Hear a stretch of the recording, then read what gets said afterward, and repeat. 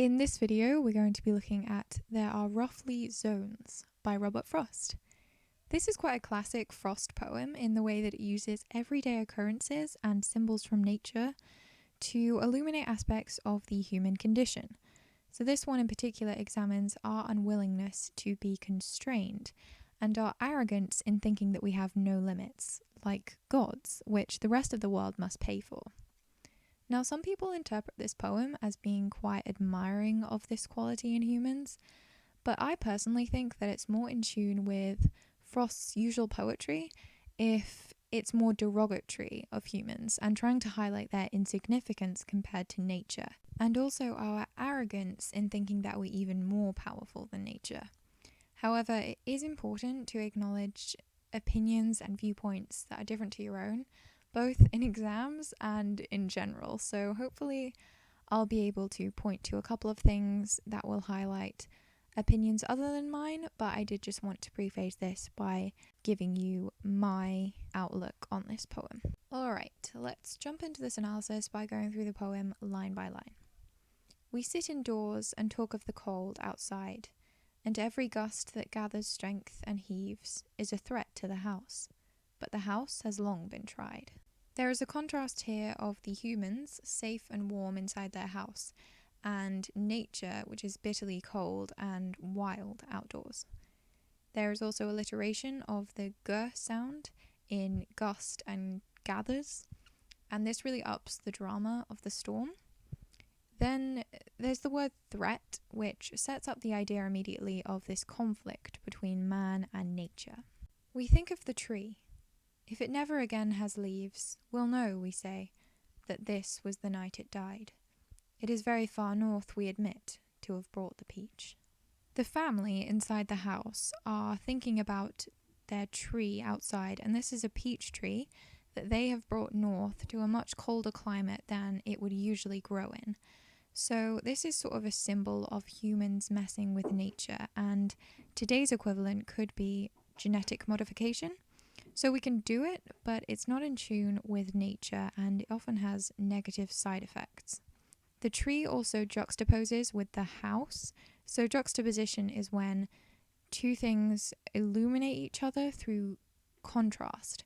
So the sympathetic and vulnerable situation of the tree is illuminated by contrast with the safe and sturdy house. So I think this serves to make us feel sorry for the tree and what the humans have put it through. What comes over a man? Is it soul or mind, that to no limits and bounds he can stay confined? You would say his ambition was to extend the reach, clear to the Arctic, of every living kind. Why is his nature forever so hard to teach, that though there is no fixed line between wrong and right, there are roughly zones whose laws must be obeyed? So here we enter a philosophical section of the poem. We zoom out from the story of the family to consider the species-wide phenomena that has caused their behavior. So this starts to ask the questions of why is it that we can never remain in boundaries? The way that we behave, you would think that we are aiming to be some kind of gods. We want to rule the entire earth, even remote and untamable places like the Arctic. So Robert Frost is asking, why can we not grasp that there are boundaries we should not cross? We are just a creation of nature, and there are things that we should not do to the natural order. The quote, every living kind, refers to nature again, and so that is saying that we want to control nature everywhere. There are rhetorical questions which emphasize the reflective nature of the poem. It's not just a story about a family and a tree for the reader to absorb passively. It's actually a challenge and an opportunity to make you think about human nature. There is nothing much we can do for the tree tonight, but we can't help feeling more than a little betrayed that the northwest wind should rise to such a height just when the cold went down so many below. Now we're coming back to the perspective of the family, and we see them sitting inside, protected and isolated from nature once again. So this seems to be the humans subconsciously, or through their actions, admitting their defeat to nature. Although the poem implies that this is only temporary, and This goes well with the image earlier of the humans sitting inside in the warm while there's a storm outside, and it all seems to point to apathy, in my opinion. So I think this could be putting humans in a not very positive light because, first of all, they irrationally brought the tree here, which will kill it, and they should have known that it will kill it, but yet they're doing nothing to stop it. They're doing nothing to protect it. They're just sitting inside their house in the warm. And the worst part of this is that the humans don't blame themselves, so they admit that they probably shouldn't have brought the tree this north, but then they blame nature for the failure of the tree. It says they feel betrayed by nature because they see it as if only circumstances weren't pitted against them, they could have succeeded. So they're actually doing exactly what the philosophical section of the poem said that they would. They're coming back to the refusal to accept that there are boundaries. They saw proof that there are boundaries. They know the tree is going to die, but they still don't accept it. They're like, well, maybe we could break the boundaries just if the circumstances were a bit better. So one more thing in these lines is that so many below refers to degrees below zero. So again, it's talking about how the humans feel that nature is pitted against them because not only is it windy, but it's very cold. The tree has no leaves and may never have them again. We must wait some months hence in the spring to know.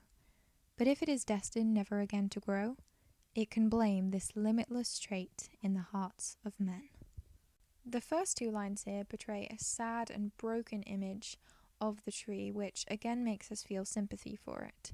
And then the final two lines again switch to the omniscient and thoughtful perspective, which looks at all of humanity. So I think that the limitless trait is referring to our unwillingness to be constrained or our overenthusiasm about our abilities.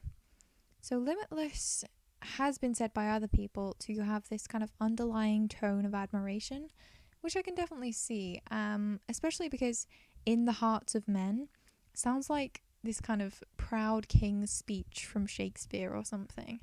So it sounds like it could be a positive end to the poem. However, I think it's more exasperated and in the hearts of men emphasizes our hopelessness because it goes right to the core of us. And the fact that it sounds like this proud speech mirrors our arrogance, really, because we think we're so great and so glorious, but actually this is a flaw in our species. We also see here that nature blames humans for what has happened to the tree, but humans blame nature. So again, this points to just the endlessness of the struggle and the fact that humans will never learn and nature will never stop being more powerful than them. A couple more interesting words in this section. Destined points to the fact that humans can't change the fact that a peach tree in a cold climate is just destined not to survive. There are certain laws of nature that humans just can't change. They can't change destiny. Then I also like the words forever and limitless because I think these are hyperbole to demonstrate the hopelessness of humans and the exasperation at the fact that they can't accept it. We're never going to change. We're hopeless. But we're also never going to realize it. Normally, at this part of the video, I would go into the form of the poem, but I'm actually going to do something else first. We need to break this down. What are the boundaries that this poem is so focused on? We don't know. They aren't explicitly described, but they could be the boundaries of common sense, the boundaries of nature, or the boundaries of reality, or the boundaries of possibility. So man has this desire to challenge nature and resist any confinement that we are faced with. This poem shows how this restlessness can lead to disaster. Often the natural world is damaged because of our actions. Therefore, I think that the poem is quite pessimistic because it shows that we don't have all the power we think we do. And when we act with this overconfidence, there are consequences. So it's like Frost's other poems, After Apple Picking and Gathering Leaves, in the way that the underlying theme seems to be a dull acceptance of our inferiority or insignificance compared to nature. There's also the question of why we have this trait in us that makes us want to overstep our boundaries. Why do we have these foolhardy aspirations to go against common sense? It's worth pointing out here that there are no clear boundaries. The poem says there are roughly zones, but perhaps it's pointing to the fact that humans want clear boundaries, so we keep experimenting until we can define those boundaries. So this limitless trait in humans could be our fear of the unknown. There's a lot of other possibilities as well. It could be our capacity for optimism, our curiosity, our restlessness, or even a sense of heroism if you want to be that optimistic. Then it could also be a determination to overcome all the obstacles and be the best that we can be. That's another positive interpretation. My personal interpretation is not quite so optimistic. I think the limitless trait is arrogance or an idea of our own importance. So then the peach tree is an allegory for our limits.